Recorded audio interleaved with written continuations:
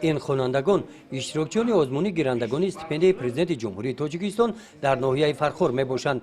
دانش اعلی، رفتار نمونوی، طلبات اساسی برای اشتراکچی آزمون است. در منبر اعضایان کمیسیای آزمون، نمایندگان بخش کار با جوانان و ورزش و از شعبه معارف ناحیه رفت آزمون را مشاهده می‌نمایند. امروز در ناحیه آزمون استیپندیای پرزیدنت جمهوری تاجیکستان آغاز گردید. از 70 مؤسسه تعلیمی ناحیه 200 نفر اشتراکچی در آزمون اشتراک دارند و ما کوشش میکنیم که آزمون در طریق شفاف شفاهی در بین خوانندگان گذرانده شود و بهترین‌ها و خوانندگان اعلیخوان را برای نامزد به گیرنده استیپندیای پرزیدنت جمهوری تاجیکستان انتخاب و پیشنهاد نماییم. اشتراکچیان آزمون طبق نظامنامه برگزاری آزمون گیرندگان استیپندیای پرزیدنت جمهوری تاجیکستان طریق تستی و سوالهای پیشنهاد گردیده جواب می‌گردانند.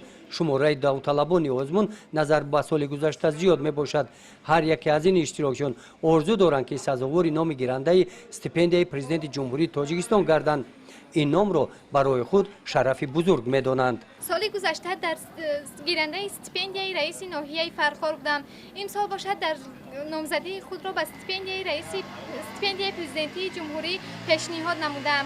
اینچنین در دوام تحصیل در آزمون‌های فنی اشتراک نمودم و اینچنین اشتراکچی آزمون جمهوریوی فروغ سپیدانایی کتاب است در دور ولایتی می باشم. این سال من با تیاری جدی در این آزمون اشتراک کردنی هستم. من خیلی شدم که امروز در این آزمون اشتراک کرده استودم.